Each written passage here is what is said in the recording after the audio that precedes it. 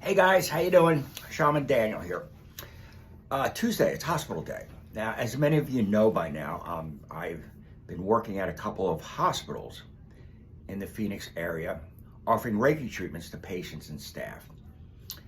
And I am flattered and I am honored that I get to participate in this program. It is truly groundbreaking for this region of the country. But I'm in our office right now, and I don't think I've showed you this yet. Here, let me show you real quick.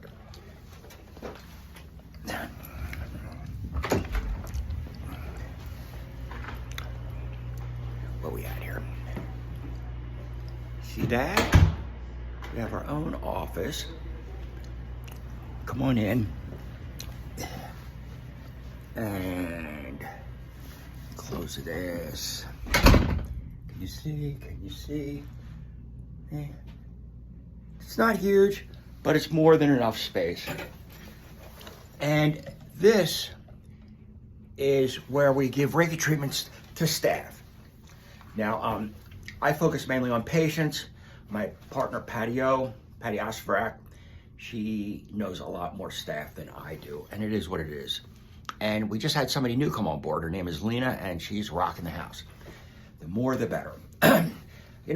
Yesterday I was talking to a client who is stepping into her healer. She's a shaman, and she's stepping into that role. And she was coming to me for quite some time. We did a lot of clearing work. There were demonic attachments in her, making her ill and dulling her light. We did all the clearing work that we needed to do. And now she's stepping into this role. She's free and clear. And she's learning from several teachers at the moment. And she was telling me the other day, pardon me, she was at a class and the instructor was drinking Coke. And she was taken aback by that because she thought that we are all should be held to a higher standard.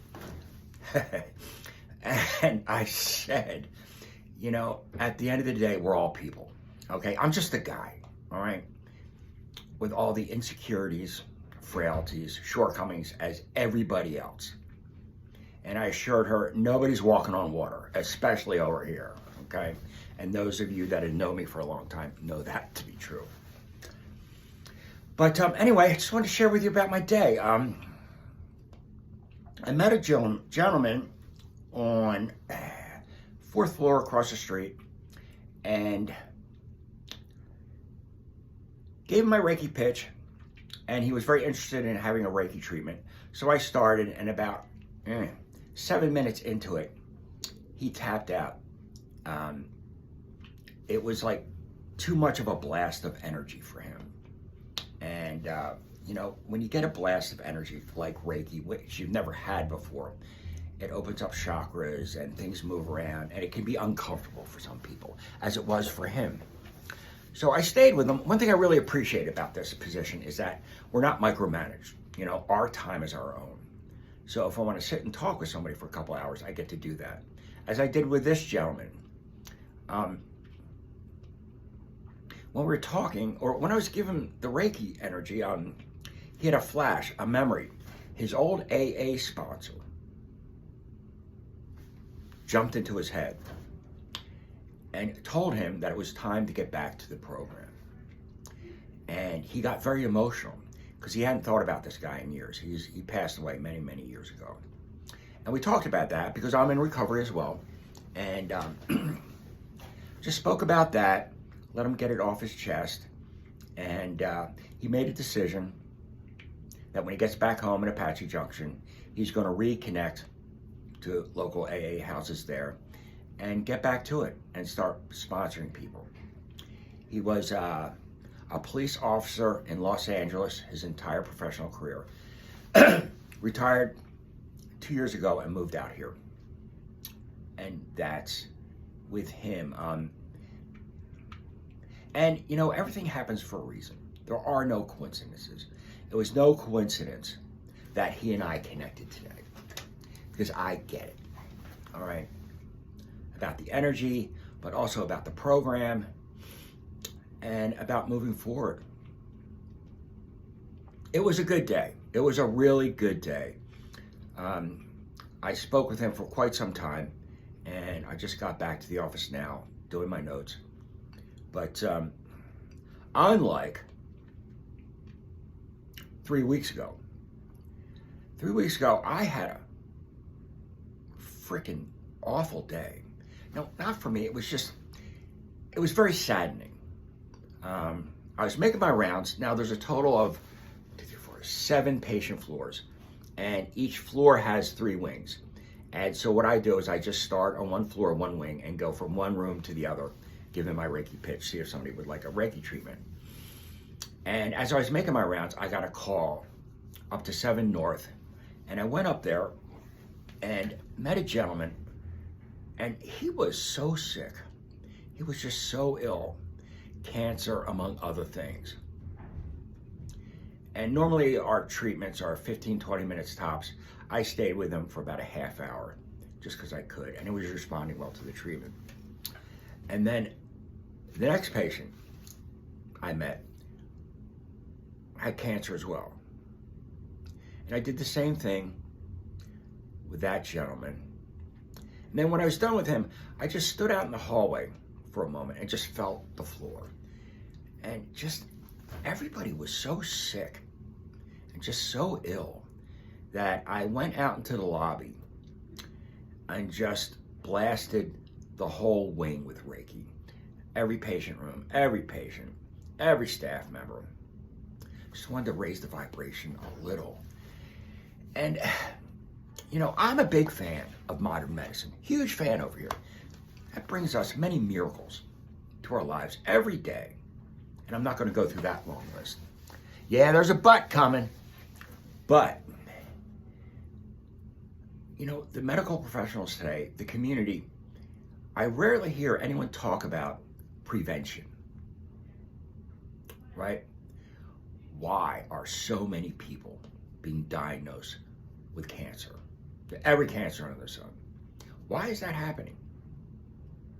I never hear that conversation. I haven't as of yet. Okay, and I'm, you know, around medical professionals all the time. Why? Because our environment has been poisoned. All right? It's not just the air. It's the water, fluoride, chlorine, lead. Bad, bad, bad. The food.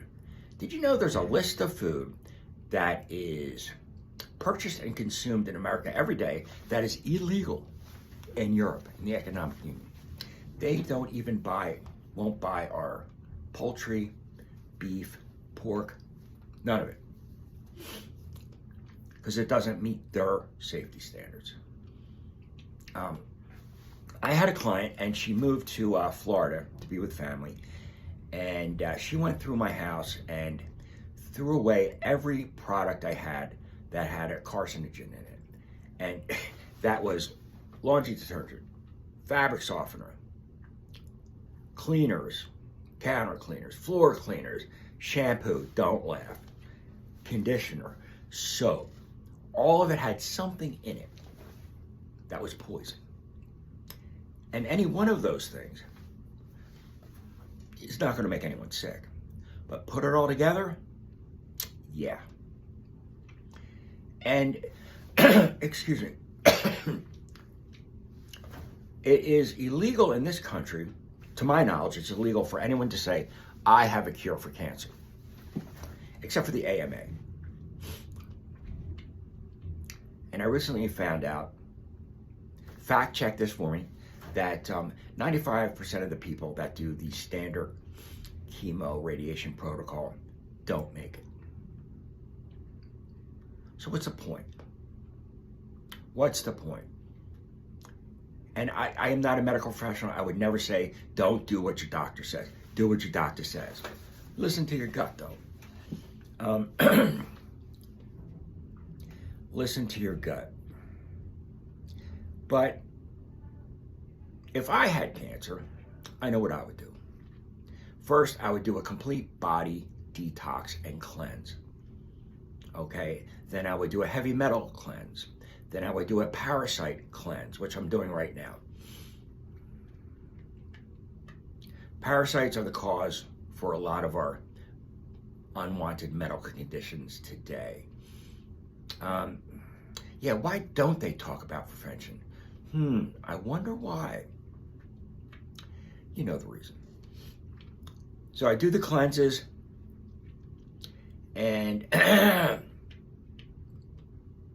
meditate more Reiki, more exercise. But also I would start taking something like black seed oil. Like black seed oil, for example, on PubMed. Go on PubMed. You don't know what PubMed is? Okay, it's a medical publication where they publish studies. Okay, there are many, many studies about black seed powder, black seed oil, addressing many different kinds of cancer. I'm just saying, have a look. And yeah, Ellen, don't start. I know what you're going to say, but that's that. It just saddens me that so many people are so sick and no one's doing anything about prevention. So this is one of those cases, guys, where, you know, we got to look out for ourselves. We have to be our own savior. We have to be our own heroes. Read the labels. Do your research. Google it all. Did you know that natural flavoring, what that really means, that includes chemicals and things that are toxic. And it's legal in our country to say natural flavorings when it actually means something completely different. Just saying. Do your own due diligence, all right? Just saying. Huh? So, enough out of me today. And don't forget, I'm talking to you. You are loved. All right? Walk in peace, guys.